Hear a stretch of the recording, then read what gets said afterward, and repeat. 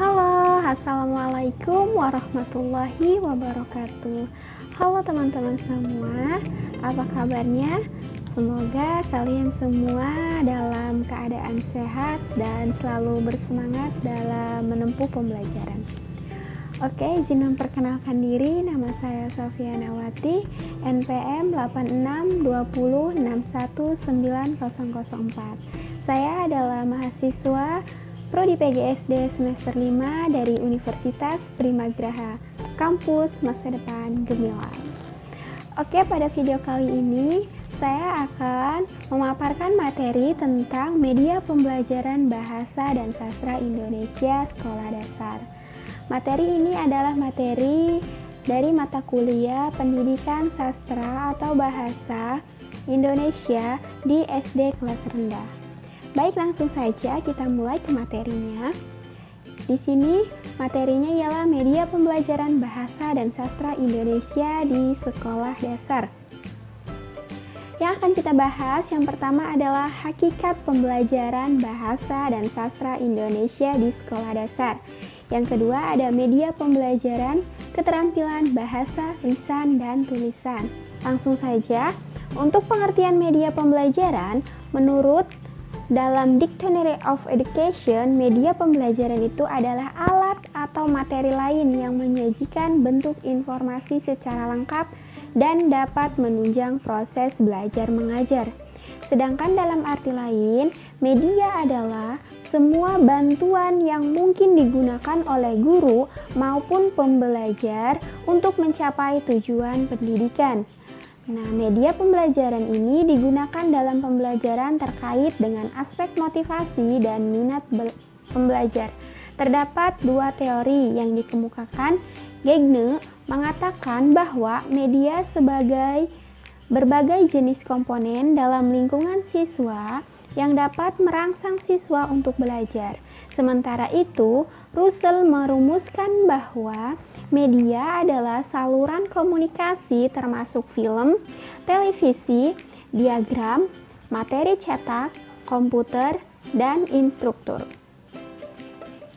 Nah, sedangkan menurut Gerlach dan Eli mengatakan bahwa media adalah manusia, materi, atau kejadian yang membangun kondisi yang membuat siswa mampu memperoleh pengetahuan, keterampilan, dan sikap.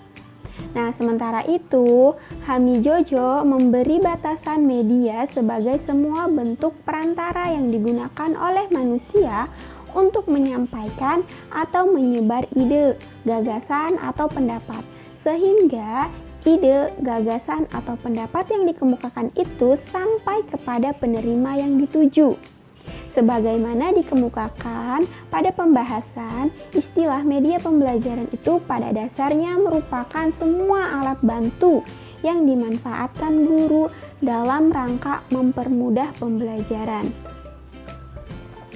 Apabila Anda akan mengadakan pembelajaran agar siswa Anda mempunyai kompetensi dalam menyimak wacana tertentu, media pembelajaran dapat berupa kaset rekaman tentang wacana dan tape record.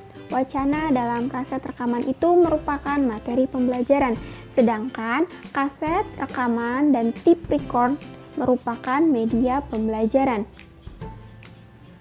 Nah, sedangkan untuk media pembelajaran dan teori belajar bahasa itu ada dua teori atau hipotesis yang dapat dihubungkan dengan media pembelajaran, yakni yang pertama itu teori akomodasi dan yang kedua adalah hipotesis saringan afektif. Nah, apa itu teori akomodasi? Dalam pembelajaran bahasa, motivasi itu merupakan penentu utama kemahiran berbahasa kedua. Teori akomodasi ini memberikan penjelasan bahwa motivasi yang tinggi pada diri pembelajar akan menghasilkan kemahiran berbahasa yang dapat dibandingkan dengan motivasi yang rendah. Atas dasar perbandingan seperti ini, tugas guru itu adalah merancang bagaimana pembelajaran memiliki motivasi yang tinggi serta mengeliminasi segala hal yang dapat menurunkan motivasi. Penggunaan media pembelajaran adalah bagian dari usaha meningkatkan dan memelihara motivasi itu. Nah, sedangkan hipotesis saringan adalah hal yang dimiliki pembelajaran bahasa akan menentukan berapa banyak pembelajar bisa berhubungan dengan input bahasa dan bagaimana pembelajar dapat mengubah input menjadi in-text atau input yang dikuasai. Atas dasar hipotesis ini, tugas guru adalah merancang pembelajaran yang dapat mengubah input menjadi in-text itu. Sudah tentu, pembelajaran yang dimaksudkan adalah pembelajaran yang input kebahasaannya dapat meningkatkan afeksi anak untuk mencapai dan memperoleh sesuatu. Penggunaan media pembelajaran adalah bagian dari usaha meningkatkan afeksi anak atau siswa itu. Media pembelajaran bahasa sudah amat berkembang. Nah, bagaimana media dihadirkan dalam pembelajaran? Ada 6 tahap yang dapat dilakukan agar media yang dihadirkan itu efektif. Yang pertama itu menganalisis ciri-ciri pembelajaran atau siswa. Pertama, guru harus mengetahui bagaimana karakteristik peserta didiknya. Kedua, merumuskan tujuan. Tujuan dirumuskan dari kompetensi dasar yang ada di kurikulum. Misalnya kompetensi dasarnya adalah memahami teks 250 kata secara tepat. Nah, dari KD yang dapat dipahami bahwa tujuan pembelajarannya adalah terkait dengan membaca cepat untuk memahami teks. Ketiga, memilih, mengubah, dan merancang bahan. Nah, dari KD yang diketahui bahwa materinya adalah membaca cepat, dengan demikian bahan yang dikembangkan adalah mempersiapkan bahan yang berupa teks yang dibangun oleh 250 kata. Tentu saja, teks yang dipilih adalah teks yang memiliki tingkat keterbacaan yang tinggi. Teks yang seperti ini mudah dipahami karena sesuai dengan tingkat kognitif, minat, dan dekat dengan siswa. Yang keempat ialah menggunakan bahan. Siswa melakukan kegiatan membaca cepat di bawah komando guru. Guru meminta anak membuka teks bacaan. Selanjutnya, guru menyampaikan kepada anak tentang waktu yang harus digunakan dalam membaca. Guru meminta anak memulai membaca. Setelah mencapai waktu tertentu, guru meminta anak menghentikan aktivitas membacanya. Dan yang kelima, itu mengukuhkan respon siswa. Guru meminta anak-anak secara bergiliran untuk menyampaikan jawaban terhadap pemahaman teks. Dari jawaban dapat diketahui apakah media yang berupa teks itu membantu anak atau tidak. Dan yang keenam atau yang terakhir ialah mengevaluasi media. Nah, guru mengevaluasi kualitas jawaban siswa. Jika mayoritas siswa dapat menjawab dengan tepat, berarti media yang dihadirkan telah dapat membantu siswa dan guru dalam mencapai tujuan pembelajaran. Nah, di dalam media pembelajaran bahasa untuk SD, ada prinsip pemilihan dalam media pembelajaran. Berkaitan dengan media pembelajaran itu, berikut itu dikemukakan beberapa prinsip yang dapat digunakan sebagai pertimbangan untuk memilih dan menentukan media pembelajaran bahasa dan sastra Indonesia. Nah, prinsipnya yang pertama itu adalah fungsional. Salah satu aspek yang perlu dipertimbangkan dalam memilih dan menentukan penggunaan media pembelajaran adalah kefungsionalan media tersebut. Media pembelajaran yang baik adalah media pembelajaran yang benar-benar fungsional dalam arti cocok dengan tujuan pembelajaran dan benar-benar berfungsi untuk menunjang ketercapaian tujuan pembelajaran. Media pembelajaran yang digunakan bukan sekedar sebagai pelengkap proses pembelajaran, tetapi benar-benar merangsang siswa untuk berlatih dan berlatih dan berlatih, berbahasa dan bersastra. Dengan media itu, siswa berlatih menyimak, berbicara, membaca, dan menulis dengan berbagai variasinya, baik dalam sastra maupun non-sastra, sesuai dengan fokus pembelajaran saat ini. Nah, prinsip yang kedua ialah ketersediaan. Nah, pertimbangan lain dalam pemilihan dan penentuan media pembelajaran adalah ketersediaan media itu. Artinya, pada saat Anda memerlukan dalam pembelajaran, media itu dapat Anda dapatkan. Misalnya, ketika kita akan melatih siswa agar siswa memiliki kompetensi dalam menyimak berita dan memutuskan untuk menggunakan media pembelajaran berupa kaset rekaman berita dan tape record. Nah, kaset rekaman berita dan tape record itu benar-benar harus tersedia. Seandainya tidak tersedia, kaset rekaman berita dan tape record itu dapat Anda upayakan sehingga pada saat kita perlukan media itu tersedia. Nah, semisalnya ternyata di sekolah kaset rekaman berita dan tape record itu beserta perangkat pendukungnya, misalnya listrik, itu tidak tersedia. Dengan demikian, kaset rekaman dan tape record bukan media pembelajaran yang tepat untuk digunakan pada saat itu. Nah, apabila hal tersebut terjadi, kita perlu memikirkan media pembelajaran lain yang dapat kita gunakan dalam pembelajaran menyimak berita.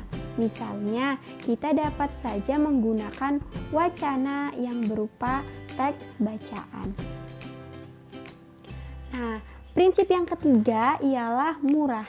Media pembelajaran yang kita gunakan untuk melatih siswa berbahasa dan bersastra tidak harus yang mahal. Pada dasarnya, segala sesuatu yang ada di lingkungan siswa, sekolah, lingkungan dapat kita gunakan sebagai media pembelajaran bahasa dan sastra. Nah, prinsip yang keempat ialah menarik.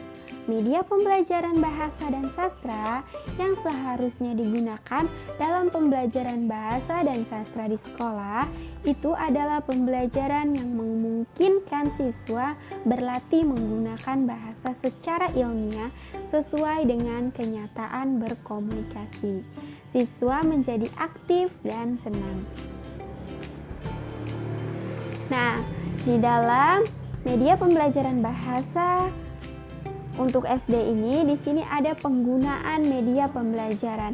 Nah, media pembelajaran bahasa dan sastra yang seharusnya digunakan dalam pembelajaran bahasa dan sastra di sekolah adalah media pembelajaran yang memungkinkan siswa berlatih menggunakan bahasa secara alamiah sesuai dengan kenyataan berkomunikasi. Siswa menjadi aktif dan senang. Nah, contoh penggunaan media pembelajaran bahasa yang sesuai dengan prinsip itulah adalah misalkan TV yang dimanfaatkan untuk pembelajaran agar siswa memiliki kompetensi dasar mampu menulis.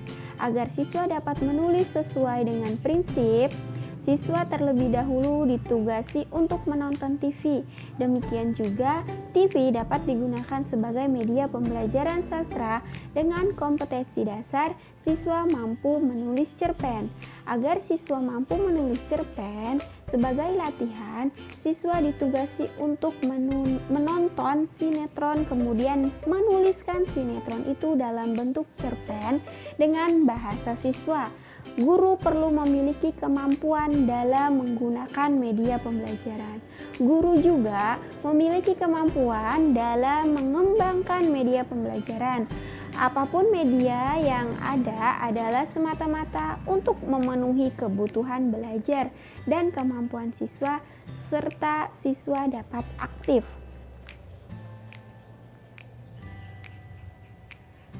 Nah, di dalam prinsip penggunaan dan pengembangan media pembelajaran.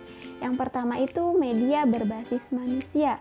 Nah, media berbasis manusia ini merupakan media tertua yang digunakan untuk mengirimkan dan mengomunikasikan pesan atau informasi. Media ini bermanfaat khususnya bila tujuan kita adalah mengubah sikap atau ingin secara langsung terlibat dengan pemantauan pembelajaran siswa. Salah satu faktor penting dalam pembelajaran dengan media berbasis manusia ialah rancangan pembelajaran yang interaktif. Manusia sebagai pemeran utama dalam proses pembelajaran memiliki kesempatan yang banyak untuk berinteraksi.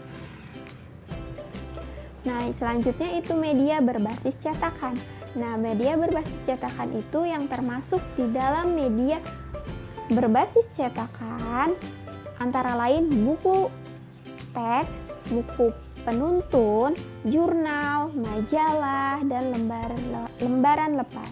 Teks berbasis cetakan ini menuntut 6 elemen yang perlu diperhatikan pada saat merancang. Yang pertama itu harus ada konsistensi, kedua itu format, ketiga organisasi, yang keempat daya tarik, yang kelima ukuran huruf, dan yang terakhir adalah penggunaan spasi kosong. Nah, perancang pembelajaran menurut Arsyad pada tahun 1979 harus berupaya untuk membuat materi dengan media berbasis teks menjadi interaktif. Sajikan informasi dalam jumlah yang selayaknya dapat dicerna, diproses, dan dikuasai oleh siswa. Teks untuk siswa SD tentunya berbeda dengan teks untuk siswa SMP, baik dari topik yang dipilih, kefasihan teks, maupun aspek keterbacaannya. Nah, prinsip yang ketiga ialah media berbasis visual. Nah, media berbasis visual ini dapat memperlancar atau mempermudah pemahaman dan memperkuat ingatan. Visual dapat pula menumbuhkan minat siswa dan dapat memberikan hubungan antara isi materi pelajaran dengan dunia nyata. Nah, selanjutnya ada media berbasis komputer. Nah, di Indonesia ini media komputer bukan sesuatu yang asing, apalagi khususnya di kota-kota besar. Kondisi ini memungkinkan media berbasis komputer dapat dikembangkan secara optimal. Sekian penjelasan materi tentang media pembelajaran bahasa dan sastra SD. Mohon maaf bila ada kekurangan. Saya akhiri, wabillahi taufiq wal hidayah. Wassalamualaikum warahmatullahi wabarakatuh. Sampai jumpa di video-video selanjutnya. Dadah.